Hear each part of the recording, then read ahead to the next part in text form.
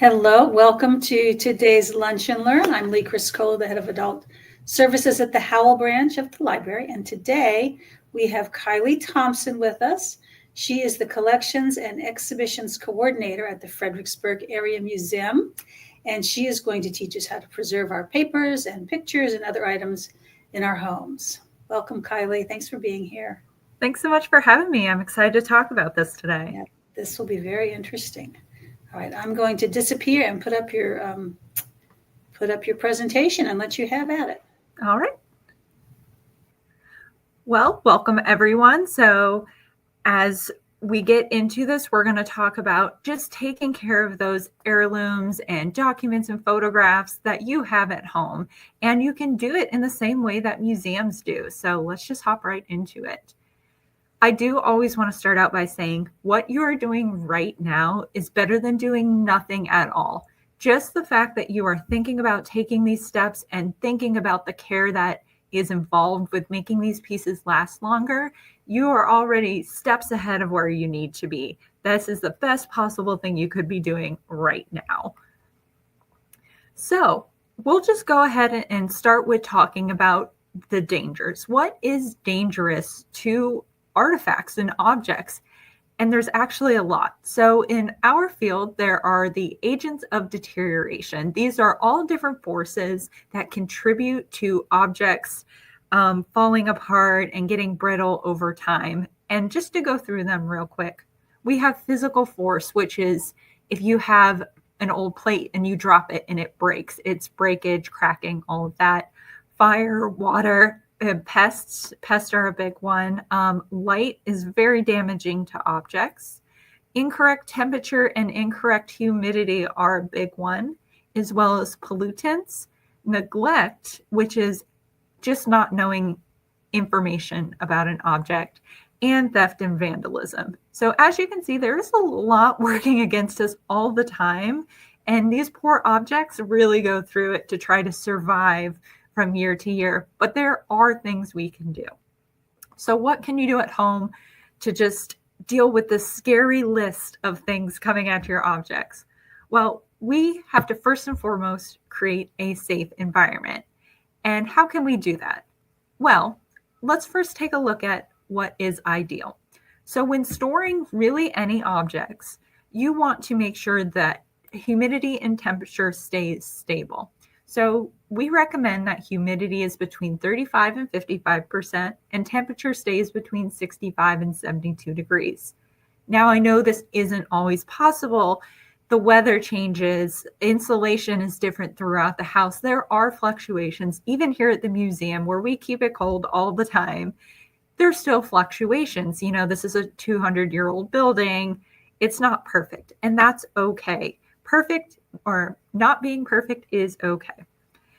And so if you can achieve the most stable environment you can, you want to also keep in mind the location.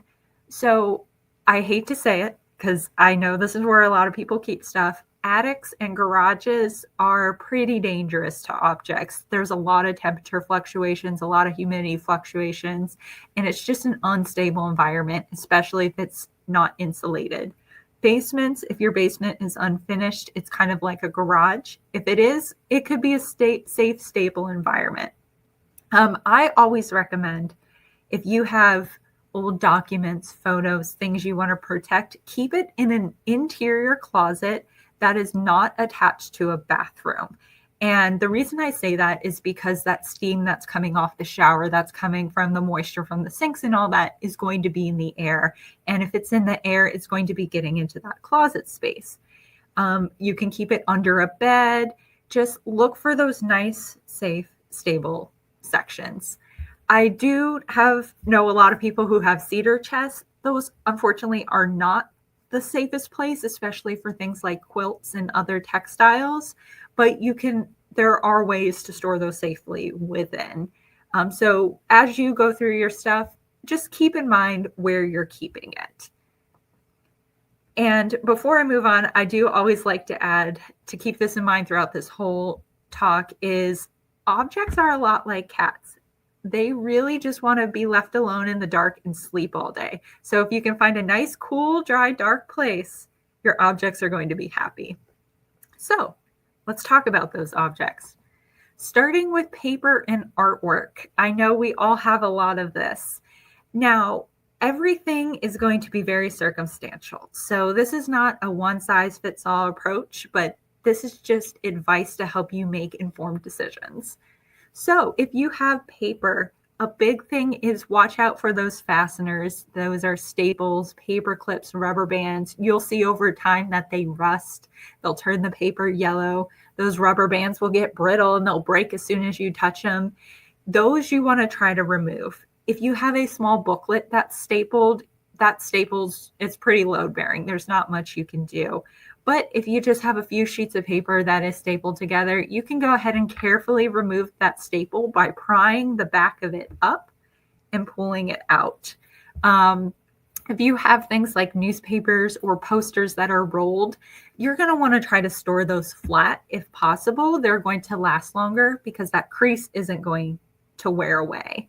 You can separate, if you have stacks of newspapers, go ahead and separate those out so they're not chemically leaking onto each other. This will be a big thing that I get into. Now that you've done the first step of evaluating where you're at, what you have, we're on to the storage part. So the big thing for paper is I recommend folders. This is actually an acid-free archival folder. And you will hear me say acid-free a lot. That is the number one thing I want everyone to take away today. If you're going to be storing, go acid-free. And this is also can be found on Amazon. You just have to be careful to really read the reviews and the specifications. But go ahead and store your documents in these folders. And these can be stored in a file cabinet, a hanging file cabinet, just as you would other documents. But again, just keep in mind the location. If you have other things that you like to show people a lot, you can buy these sleeves. Now, these are not PVC. These are not just the regular sleeve protectors you can buy. We recommend polyester, polyethylene, or polypropylene sleeve. That's a lot of information. But if you were to look up archival grade, like plastic sleeves, you'll see these terms. These are good for objects you like to handle a lot. It's going to keep those oils on your hands off, and it's going to keep them safe. And again, you want to keep all this in cool, dry places. Now, on to books. Books are fun. They are hardy little creatures, let me tell you. When it comes to books, they just want to be on the shelf. They just want to sit upright on a shelf, no matter how old they are. Now, I do want to keep in mind, too, that this is, again, something that you always just want to look at your individual item that you're trying to store. If that book is falling apart and if you put it up, that front cover just falls off, you're probably going to want to store that flat just to not do any more damage. If you have super large books, so example, we have a ledger that's about 5 inches thick, we store that flat because it's so heavy that it actually kind of pulls the pages down. And so as long as that book is sturdy and together, it's going to want to stand up or lie perfectly flat. Now, a lot of people store their old books in glass cabinets. That is fine. I just do recommend you open that cabinet up every once in a while and let it breathe. Books actually like good air circulation. So as long as that air can get around there, it's going to help make sure that moisture doesn't seep into those pages and make it turn yellow, or you have that foxing, you have those little red dots. So that is just something to keep in mind. And again, like I said, with heavy books, if they're really, really big, it's okay to store those flat. Now, for your books that are falling apart, as you can see in this picture here, this is cotton twill, and it's just this flat rope type material. And you actually wrap it like a present, like in the picture, and that's holding it all together. Because what happens when books are flat, they like to shift. And this is preventing that shifting that's pulling the spine apart, that's pulling all the pages out. So again, we're just trying to make sure these books are still and they're stable. You can also buy special boxes for books as well, but I'm guessing that, like most of us, we have some pretty old books, but most are in pretty good condition. They're pretty sturdy.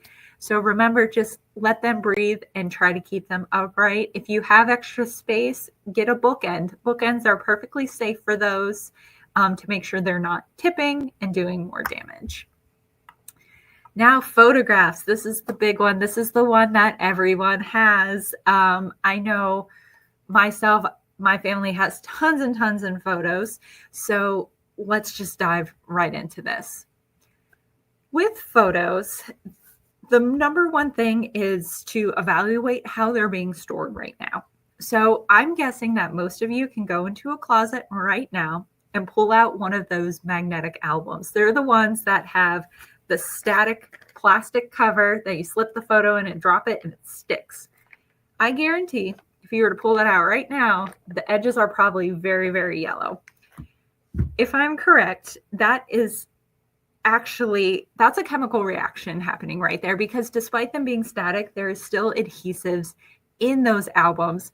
I would recommend taking those apart. So if you can safely pull those photos out, and we'll talk about in a second how to store those. The same thing with photographs, and let me actually grab some here. The same thing with photographs that may be mounted on black construction paper. I'm sure we've all seen these too. If you can safely get them off, then go ahead and do so. I do want to make a special note, though, that a lot of these albums, like scrapbooks, have very sentimental value to them. This is not saying that you have to go and completely take apart that scrapbook. That is okay if you don't want to.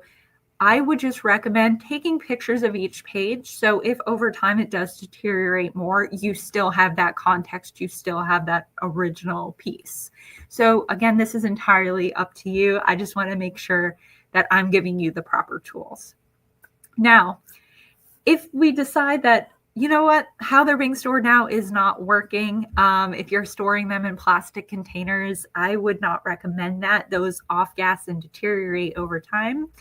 What you can do, it's very similar to paper, is you can either get plastic sleeves. So they either come individually, or you can buy them that you can put multiple on and put them in like a 3-ring binder or envelope or box.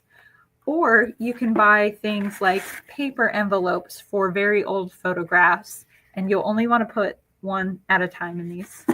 Or there's also interleaving tissue that you can put in between. And the reason why we're kind of separating photos out so they're not touching is, I'm sure you all have photographs at home that if you were to go pick them up right now, they're actually sticky. They're sticking together. Again, photographs are full of chemicals, and those chemicals want to deteriorate. They want to collapse in on themselves. So by not having photographs touching, you're actually promoting their lifespan.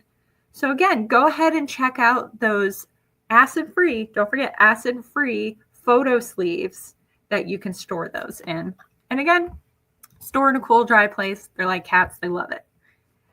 Now, once you've gotten the physical objects stable, that safe environment, those safe housings, I recommend digitizing and describing. Now, how do we do that, and what is it? So, digitizing. Photos may not be forever. There could be natural disasters, just time making them fall apart, but digitizing them is a way to save them. And I will also say that if you're here looking for permission to get rid of photographs that you've been holding on to, but you feel guilty doing it, that's okay to want to get rid of those. That you are allowed to not want to keep stuff. If this is what you've been waiting to hear, here you go. I do recommend, though, before you throw anything out, always digitize, because you'll never know if you would want those back, or the museum may say, does anyone have pictures of this? And then you have them. So when digitizing, you can use your phone. Our cameras are so good now on our phones that it's very easy to either download a scanning app or just take pictures to save those. You can use a scanner. If you're using a scanner and you have the option, at least 300 DPI to make those photos very nice on the computer. If you have things like videotapes, you can check out the library's Idea Space. They actually have a machine to help digitize those. Videotapes, I will say, they want to degrade over time. They will not last forever. They're very temperature sensitive. So definitely check them out. If you have cassettes or CDs, again, cassettes, that tape is very sensitive. You can find online different converters from Amazon for relatively cheap, where you can help digitize those. Now, once those are digitized, you want to do something called describing. So what that is recording as much information as possible about what you have. So one of the biggest problems that we run into is, for example, I have this huge box of photographs. We don't know who any of these people are. We can just tell by the landscape, the cars, what time period is, what may be going on. But we love when we see a photo that has a name on it or a date or anything like that. So go ahead and do that. If you decide to write on photos, use pencil. Don't use mechanical pencil. Use just a regular number 2 pencil and just write lightly. But inventory what you have. Take notes. Ask questions to your family. They may surprise you what they know. And have those digital copies. We go by something called locks. Lots of copies keep stuff safe. So if you have everything saved on your phone, go ahead and back that up to a flash drive, portable hard drive, your computer. Try to keep things in more than one place. But ultimately, do what makes sense to you. These are your items, and it's totally up to you how you want to take care of them. And we're here to help. If you ever have questions, just ask us here at the museum. I love stuff. My whole job is stuff, and I love helping people protect theirs as well. Now, I just want to plug this really neat thing that the museum has. It's called the Fredericksburg History Archive. And what this is an online archive where you can contribute photos. So if you have photos from the Fredericksburg area just over time that you want to share with us here at the museum and future historians and visitors, you can actually go to this website, fxbghistoryarchive.org, and you can contribute photos. So you can upload a photo, it'll ask for some information, and you're helping tell the story of Fredericksburg. Everyone is worthy of being in a museum. Everyone's life is interesting and important and all contributes to the greater story. So go ahead and check that out. And to kind of wrap up here, if anything I said when it comes to supplies kind of stuck out to you, I'll just give you some places where you can buy them. These are my favorites. So Gaylord Archival and University Products is online. And so you can go to their websites and you can look through their catalogs. It's going to be very intimidating. But just remember, acid-free folders, acid-free sleeves. They'll be pretty easy to find.